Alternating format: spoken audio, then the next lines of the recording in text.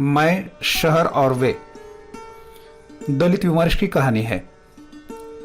इस कहानी के लेखक है मोहनदास नेमिष-राय। आइए सबसे पहले मैं, शहर और वे इस दलित विमर्श की कहानी के लेखक मोहनदास नेमिष-राय का परिचय जान लेते हैं। मोहनदास नेमिष-राय का जन्म सन 1949 में मेरठ शहर में हुआ। नेमिष-राय बहुआयामी प्रतिभाशाली रचनाकार है। साहित्य, पत्रकारिता, आकाशवाणी, दूरदर्शन तथा फिल्मों में इनका योगदान रहा है। अपनी बयान पत्रिका के रूप में इन्होंने मात्र हिंदी को ही नहीं, भारतीय दलित साहित्य को भी एक सशक्त मंच प्रदान किया है। नेमिष-राय ने कविता, कहानी, नाटक, उपन्यास, आत्मकथा तथा जीवनी आदि साहित्य विधाओं में अपनी प्रतिभा की पहचान दी है। सफदर एक बयान, आग और आंदोलन उनके चर्चित कविता संग्रह है। उनके मुझे क्या खरीदोगे, मुक्ति पर्व, वीरांगना झलकारी बाई, आज बाजार बंद है आदि उपन्यास है। अदालतनामा, हेलो कामरेड, 1.5 इंच मुस्कान आदि नाटक तथा आवाजें कहानी संग्रह प्रकाशित है। अपने अपने पिंजरे शीर्षक से 2 भागों में प्रकाशित उनकी आत्मकथा हिंदी दलित साहित्य में मील का पत्थर मानी जाती है। इनके अतिरिक्त इन्होंने भारतीय तथा विदेशी भाषाओं के अनुवाद भी किए हैं। मोहनदास नेमिष-राय की कहानी मैं, शहर और वे दलित विमर्श की कहानी है। इसमें आरक्षण विरोधी आंदोलन के उत्पात में एक अभावग्रस्त बेरोजगार शिक्षित दलित युवक के मोहभंग का चित्रण किया गया है। कहानी का नायक एक शिक्षित बेरोजगार दलित युवक है। उसकी पारिवारिक स्थिति अत्यधिक दयनीय है। उसके पिता दुर्धर बीमारी से लड़ रहे हैं। ऐसे में उसे एक नौकरी के लिए साक्षात्कार का पत्र प्राप्त होता है। मां किसी तरह 100 रुपए का प्रबंध करती है और वह साक्षात्कार के लिए इलाहाबाद जाने निकलता है। इन्हीं दिनों आरक्षण विरोधी आंदोलन तेजी पर होता है। आरक्षण विरोधी युवक बसें जला रहे हैं, सड़कें जाम कर रहे हैं। दलित युवक किसी तरह विविध बाधाओं को पार कर इलाहाबाद पहुंचता है। वहां पता चलता है कि आंदोलन की वजह से साक्षात्कार स्थगित किए गए हैं।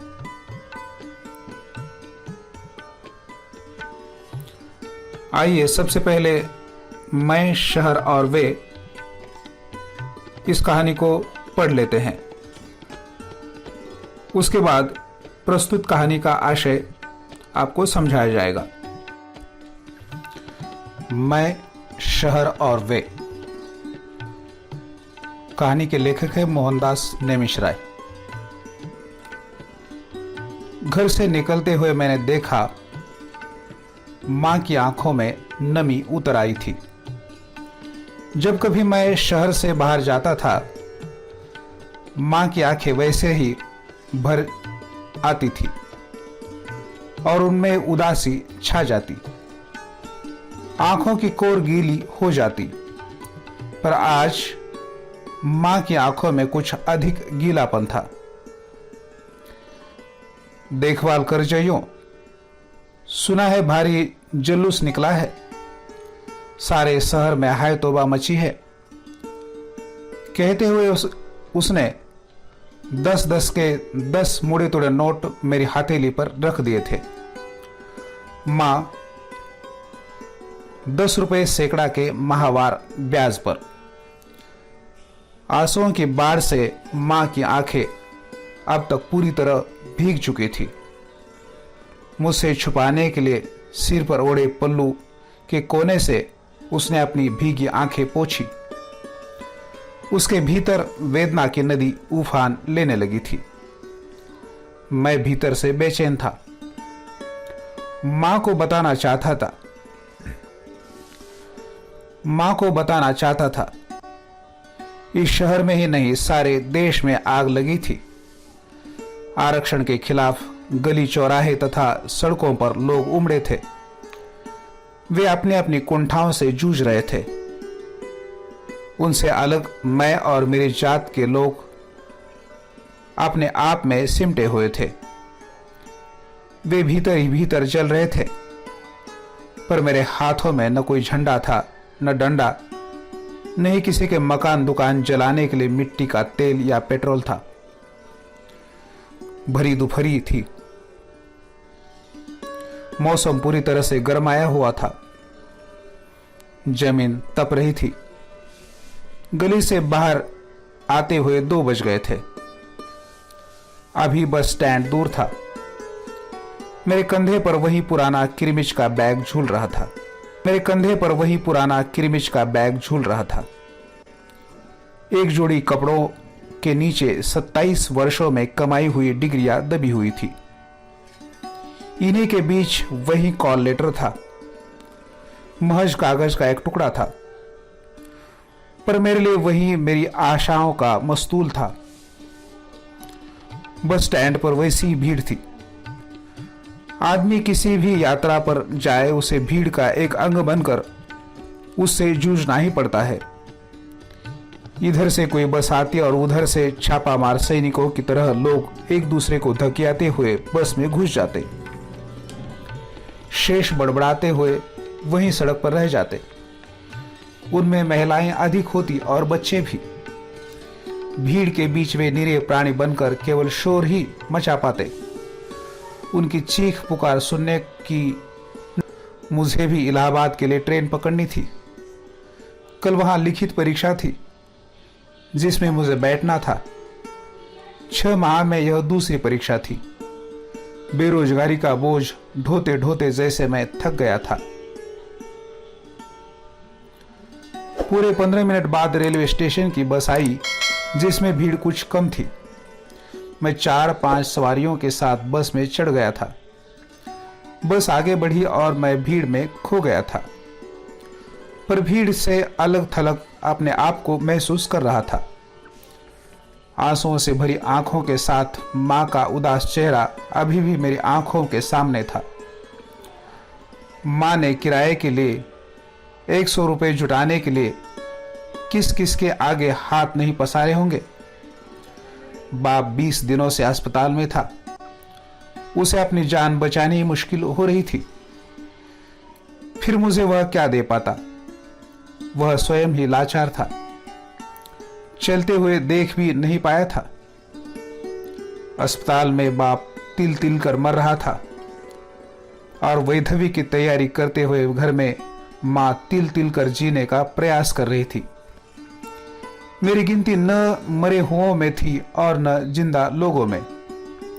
पहले बीए किया, फिर एमए किया, इस आशा में कि एमए करने के बाद जल्दी नौकरी मिल जाएगी, पर नौकरी नहीं मिली थी। हाँ, निकम्मे बने रहने के संदर्भ में 1000 लानतें जरूर मिली थी। कई बार बाप से झड़प भी हुई थी। बाप का एक एक शब्द भाले की तरह अंदर तक धंस जाता था, जो मन के किसी न किसी कोने में घाव किए बिना नहीं रह पाता था। मां जब तक प्यार का फोहा न लगाती थी तब तक उसी घाव में रिसाव होता रहता था। मेरे भीतर कितने ऐसे घाव हो गए थे। मां भी आखिर किस किस घाव पर घर की दीवारों के आर पार आवाज गूंजती, मेरी कुंठाएं उभरती। ऐसे समय में मेरा समूचा जिस्म भट्टी बन जाता और मैं काफी देर तक सुलगता रहता। सुलगना और जलना यही तो हमारी नियति।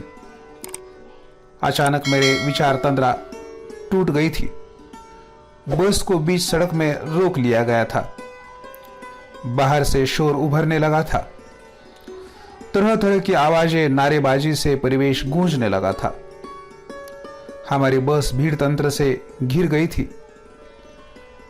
अब तक कुछ समझ में आने लगा था।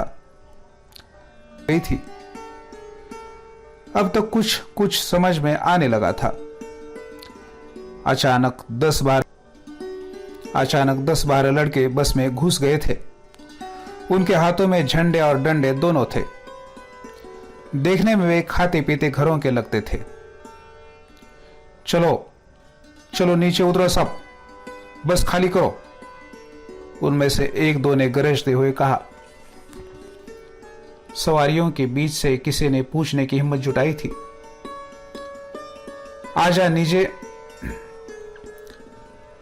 आजा नीचे बताएंगे तुझे।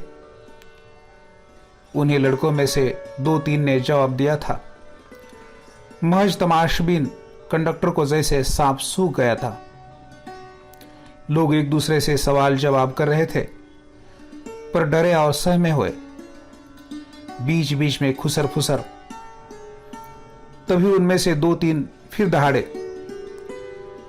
बस से नीचे उतरना है या बस के साथ ही चलना है। अब तक बस के भीतर बाहर मचे हुड़दंग का कारण सबकी समझ में आ गया था। वे आंदोलनकारी थे, पर हलाकों और चंगेज खां के खूंखार सिपाहियों से कम नहीं लग रहे थे। उनके हाथों में कट्टे थे। दहशत के मारे नीचे उतरने के लिए सवारियों में भगदड़ मच गई थी। बस के भीतर कोलाहल उभरने लगा था।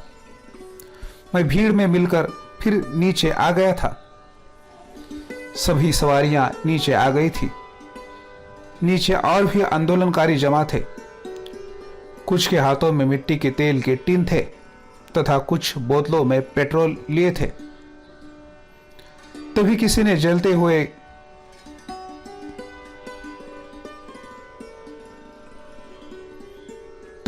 जलता हुआ कपड़ा बस के भीतर फेंका था।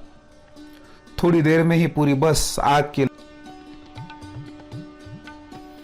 जलती बस को देखकर आंदोलनकारियों के बीजा बजाई गई थी। वे बस फूंक कर अपनी खुशियों का इजहार करते हुए उछल कूदने लगे थे। आसमान धुएं से लाल हो गया था। मैं जंग खाए लोहे की शक्ल में जैसे गर्म होकर भीतर ही भीतर सुलगने लगा था।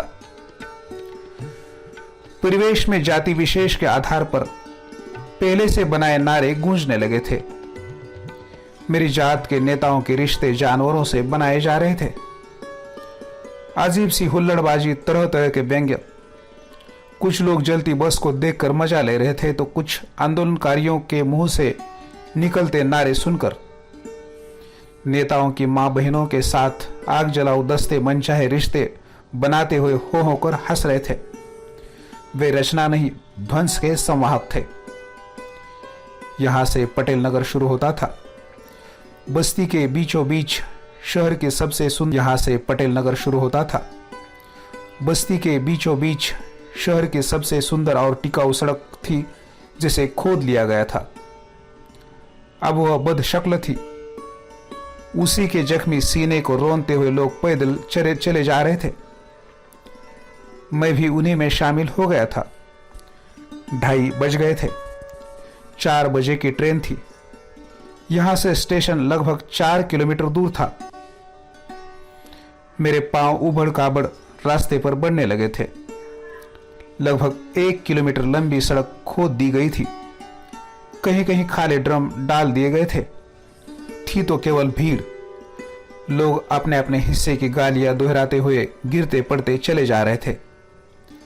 सड़क पर अधजिली 1-2 बसें और खड़ी थी। शीशे टूटे हुए थे। तब अपने आप को संभालना मुश्किल हो जाता था।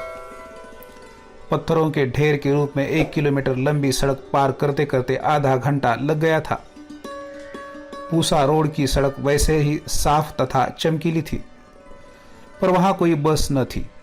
हाँ, ऑटो अवश्य ही खड़े थे जो सवारियों से मनमाना किराया लेकर उनके गंतव्य स्थान पर पहुंचा रहे थे। मैंने अपनी जेब टटोली। मां के दिए हुए 10 नोट ही पड़े थे। 2 रुपए का एक सिक्का अलग था। मेरे लिए ऑटो लेना संभव न था। चलते चलते मेरा गला सूख चला था। प्यास के मारे बुरा हाल था। केवल जूस की दुकान खुली थी। गली में जैसे और अधिक कांटे उगाए थे। ट्रेन छूटने में 1 घंटा शेष था। मुझे उठने में 1 घंटा शेष था। मुझे अभी 1 किलोमीटर और चलना था। पूसा रोड का चौराहा पार करने के बाद एक बस दिखलाई दी। थके हारे शरीर में जैसे उत्साह का संचार हुआ था। नजदीक जाकर देखा, बस लावारिस हालत में थी। 10-12 शीशे टूटे हुए थे। कांच के कुछ टुकड़े सड़क पर भी पड़े थे। बस की बाहर की साइड पर नारे लिखे हुए थे। नंबर प्लेट को काले रंग से पोत दिया गया था। जैसे जैसे समय कम होता जा रहा था, वैसे वैसे मेरे भीतर हड़बड़ाहट उगने लगी थी। मैं अपने कदमों में और अधिक गति लाने की कोशिश करता। कंधे पर झूलते किरमिच के बैग की बेल्ट बार बार कंधे पर रपटती और मैं जब तब गिरते हुए बैग को संभालता। पसीने पसीने हो गया था। सांस धौकनी बन गई थी। मेरे मन में बराबर यही बात उठ रही थी कि ट्रेन नहीं मिली तो मैं परीक्षा में नहीं बैठ पाऊंगा। इस बार मैंने लिखित परीक्षा के लिए काफी मेहनत की थी। बाजार से नोट्स लाकर उन्हें भी पढ़ा था। सड़क पर मेरी स्थिति दौड़ने जैसी थी। मेरी आंखों के सामने बार बार मां का चेहरा घूम जाता था। इसी जद्दोजहद में मैं बसंत लेन तक आ गया था। बसंत लेन पार करने के बाद सामने रेलवे स्टेशन था।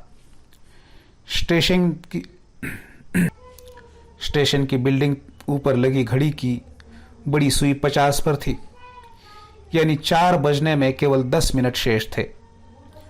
मैंने तेजी से सड़क पार की और आगे के 2 मिनट में टिकट खिड़की पर पहुंच गया। खिड़की पर लगभग 20 सवारियां थी जो एक दूसरे को धकिया रही थी। भीड़ देखकर मैं जैसे मेरे शरीर का सारा रक्त निचुड़ गया था। खड़े होने तक की ताकत खत्म हो गई थी। आंखों के सामने अंधेरा छा गया था। उस समय मैं अपने आप को बेसहारा और लाचार महसूस कर रहा था। पर ट्रेन तो पकड़नी ही थी और उसके लिए टिकट निकालना जरूरी था। अपने आप को संभालते हुए बड़ी मुश्किल से खिड़की तक पहुंच पाया था। लोग एक दूसरे से जूझ रहे थे। ट्रेन छूटने में केवल 2 मिनट शेष रह गए थे। ट्रेन चलने का आने में केवल 2 मिनट शेष रह गए थे। ट्रेन चलने का अनाउंसमेंट हो रहा था। मेरे भीतर खलबली मची थी। मैं हताश था, पर अपने भीतर साहस भी जुटा रहा था। घड़ी की सुई 60 के करीब थी। 2 हाथ खिड़की में अभी भी थे। जैसे ही उनमें से एक हाथ बाहर निकला, मैंने 80 रुपए मुट्ठे में बंद कर आगे कर दिए। अगले ही पल हथेली से 10-10 के 8 नोट उठाकर टिकट बांट रहे व्यक्ति ने मेरी खुली हथेली पर इलाहाबाद का टिकट रख दिया था। 2 नंबर प्लेटफॉर्म से ट्रेन लेनी थी। मैं उसी ओर सरपट दौड़ा। सीढ़ियां चढ़कर पुल पार करने और फिर 2 नंबर प्लेटफॉर्म की तरफ सीढ़ियां उतारने में आधा मिनट लग गया। ट्रेन रेंगने लगी थी। मैं और था। मेरे सामने सेकंड क्लास की बोगी जैसे ही आई, दरवाजे पर लगे दोनों डंडे को पकड़कर मैंने भीतर छलांग लगा दी थी। इस अफरा तफरी में मेरा समूचा शरीर पसीने से भीग गया था।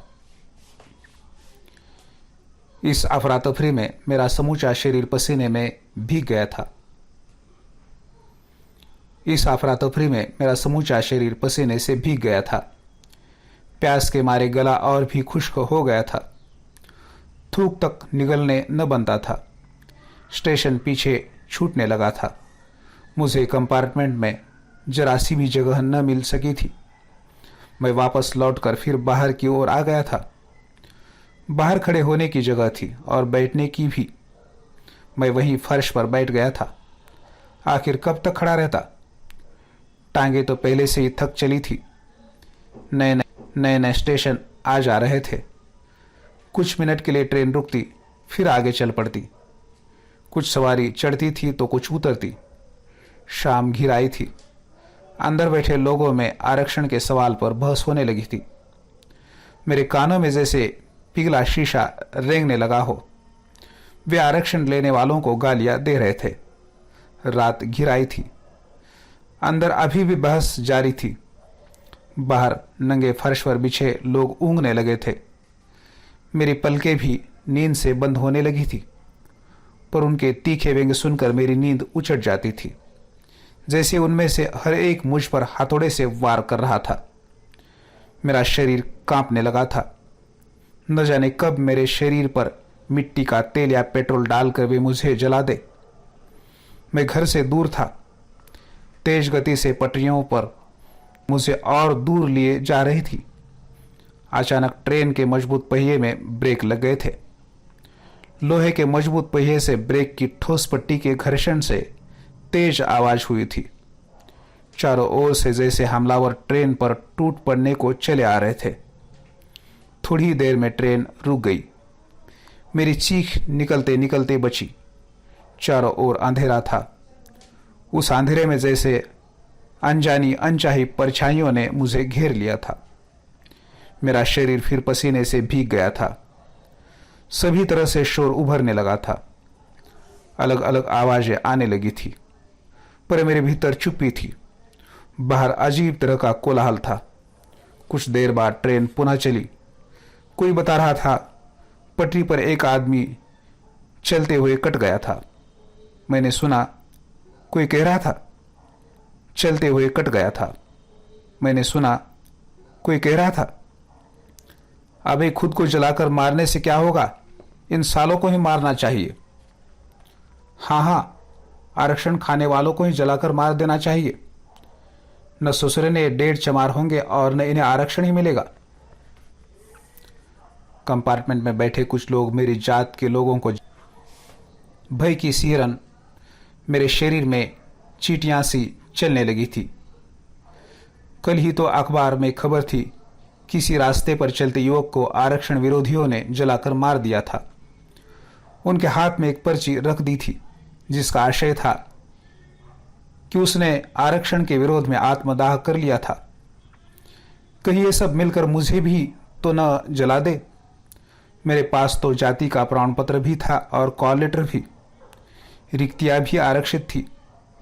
इस विचार के आते ही मेरे आंखों से रही से ही नींद भी उड़ गई थी। मेरे जिस्म में अजीब सी हड़बड़ाहट उभर आई थी। अंदर बैठे लोगों के कुंठित स्वर और भी तेज होने लगे थे। लगता था जैसे ट्रेन को ही जलाकर खाक कर देंगे। बाहर ट्रेन के तेज गति से चलने के कारण खटर खटर खरड़ खरड़ का शोर हो रहा था। वैसी ही आवाजों ने वातावरण में और भी दहशत भर दी थी। न जाने क्यों मैं ट्रेन के नीचे कौन होता होगा भला। इतनी रात गए सुनसान जगह में कौन होगा भला। फिर स्वयं से उत्तर मिला था, हो सकता है इन्हीं आरक्षण विरोधियों ने मारकर पटरी पर डाल दिया हो। मैं बेचैन था। मेरी भावनाएं उद्वेलित थी।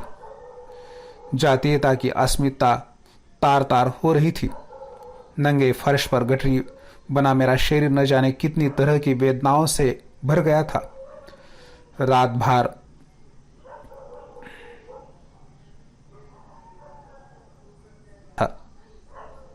सुबह ट्रेन अपने नियत समय से आधा घंटा लेट पहुंची, यानी 10 बजे के स्थान पर 10:30 बजे। 11 बजे लिखित परीक्षा शुरू होनी थी। रेलवे स्टेशन के बाहर आरक्षण विरोधी नारों से दीवारें भरी हुई थी। इस शहर में भी उसने दस्तक दी थी। जैसे दीवारों पर लिखे नारे मुझे चिढ़ा रहे थे। सड़क पर आवागमन कम था। जैसे तैसे मैं गंतव्य स्थान पर पहुंचा। गेट बंद था। गेट के पास नोटिस बोर्ड पर परीक्षा स्थगित होने की सूचना लिखी थी।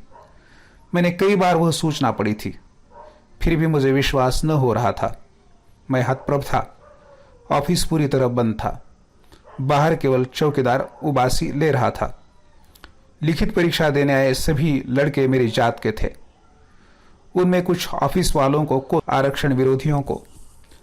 आरक्षण विरोधियों के एक संगठन ने परीक्षा स्थगित कराने का हाईकोर्ट से आदेश लिया था। सब आपस में अपना गुस्सा बांट रहे थे और मैं उन्हीं के बीच गुमसुम खड़ा बारूद बन रहा। 12 लड़कों में 4 स्थानीय थे जो ताबड़तोड़ गालियां दे रहे थे। साले मनु की औलाद, हमारी प्रगति नहीं देखी जाती, पर हम बतला देना चाहते हैं कि अब हम गुलाम नहीं है, हमारे भीतर भी खून है। 2-3 लड़के एक साथ बोले, हाँ हाँ हमारे भी। मेरा शरीर सुलग रहा, पर मेरा शरीर सुलग सुलग कर खूब गर्म हो गया था। तब उठा था मैं। मेरे भीतर बाहर आक्रोश था। मां का उदास चेहरा एक बार फिर मेरी आंखों के सामने आ गया था। अस्पताल में तिल तिल कर मरते बाप का भी। मां ने कितनी मुश्किल से एक तरफ का रेल का किराया जुटाया था और मैं कितनी उम्मीदें लेकर इस बार इलाहाबाद आया था। परीक्षा ही नहीं हुई थी तो रेल भाड़ा कैसा। मेरी जेब लगभग खाली हो चुकी थी, जैसे मेरा वजूद भी घटने लगा था। चारों ओर शोर था और मैं अपने आप से जूझ रहा था। सवाल दर सवालों से घिरा था। क्यों आया इतनी दूर, जब पहले से ही मालूम था।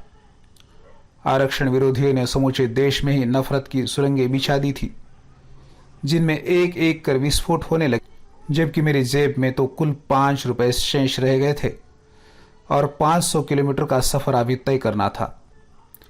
मैंने ऑफिस के बंद दरवाजे की ओर देखा, जो हम सभी को जैसे चिढ़ा रहे थे।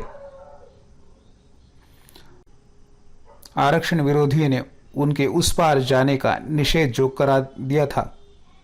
मुझे एक बार फिर मां की याद आ जाती है। मां किस स्थिति में होगी?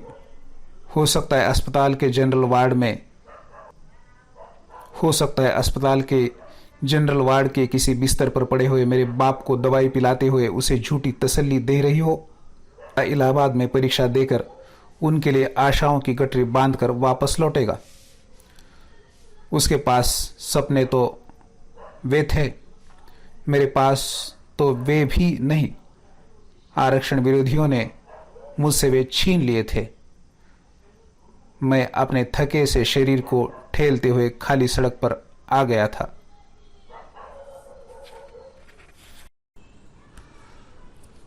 मोहनदास नेमिशराय की पहचान दलित साहित्य के लेखक के रूप में होती है। प्रस्तुत पाठ्यक्रम में समाविष्ट कहानी मैं, शहर और वे में दलित विमर्श को चित्रित किया गया है। आरक्षण के समर्थन और विरोध के कारण जिसे वास्तव में आरक्षण चाहिए, उसके साथ अन्याय होता है। जो गरीब है, दलित है, समाज के पिछड़े वर्ग से आते हैं, अनेक वर्षों से जिन्होंने दास्ता की है, गुलामी की वेदना सहन की है, उन्हें आरक्षण मिलना चाहिए। वह उनका हक है। लेकिन आरक्षण के खिलाफ लोगों में भी कमी नहीं है। जब भी आरक्षण की बात होती है तो आरक्षण विरोधी कोसते रहते हैं। जब कभी आरक्षण की घोषणा होती है या इस तरह का विषय छिड़ जाता है, तब आरक्षण के विरोधी नारे लगने शुरू हो जाते हैं। शहर बंद किए जाते हैं, बसों को फूंका जाता है, ट्रेनों को रोका जाता है, अनेक परीक्षाओं को रद्द किया जाता है। ऐसे में जो जरूरतमंद युवक है, जिन्हें आरक्षण चाहिए, वे अपने आप को दबे और असहाय महसूस करते रहते हैं। मोहनदास नेमिशराय की प्रस्तुत कहानी मैं, शहर और वे में एक ऐसे युवक की दास्तान चित्रित की है जो अत्यंत गरीब है। उसे आरक्षण का लाभ चाहिए। आरक्षण के कारण उसे नौकरी चाहिए, हालत सुधार सके, उसके माता पिता को लाचारी के जीवन से मुक्ति मिले, किसी साहूकार से माहवार ब्याज पर रुपए लेने की नौबत न आए। ऐसे में अनेक ऐसे परिवार है जो अपने बेटे को पढ़ाते हैं और उसकी नौकरी की कामना करते हैं। जल्द से जल्द उसे नौकरी मिले और घर परिवार की हालत सुधारे। लेकिन रिक्तियां होते हुए और वह आरक्षण का हकदार होते हुए भी अनेक प्रतियोगी परीक्षाओं को टाला जाता है या इन परीक्षाओं को आरक्षण विरोधी आंदोलन के कारण स्थगित किया जाता है। इसका सीधा असर जिन्हें वास्तव में नौकरी की आवश्यकता है उन पर हो जाता है। प्रस्तुत कहानी आत्मकथनात्मक शैली में लिखी गई है। कहानी के नायक के साथ साथ कहानी आगे बढ़ती है। मैं सर्वहारा या दलित वर्ग का प्रतिनिधि है। कहानी के शीर्षक में आया वे आरक्षण विरोधी है। यह संघर्ष मैं और वे के विरुद्ध है। इसका कारण आरक्षण है। कहानी का नायक मैं आरक्षण चाहता है और वे आरक्षण विरोधी है। इस कहानी में मैं और वे के बीच शहर की गतिविधियों को भी चित्रित किया गया है। प्रस्तुत कहानी का नायक मैं एक बेरोजगार दलित युवक है जिसने एमए तक की शिक्षा प्राप्त की है। आरक्षण के खिलाफ आंदोलन तेज है। इसी दरमियान उसे परीक्षा के लिए कॉल लेटर आता है। अपनी गरीबी की हालत में उसे परीक्षा के लिए इलाहाबाद जाने के लिए पैसे भी नहीं है। पिता अस्पताल में बीमारी की हालत में मौत से जूझ रहे हैं। ऐसे में परीक्षा के लिए दूसरे शहर लगभग 500 किलोमीटर दूर जाना है। ऐसे में माँ माहवार ब्याज पर साहूकार से 100 रुपये लाती है और अपने बेटे को देती है।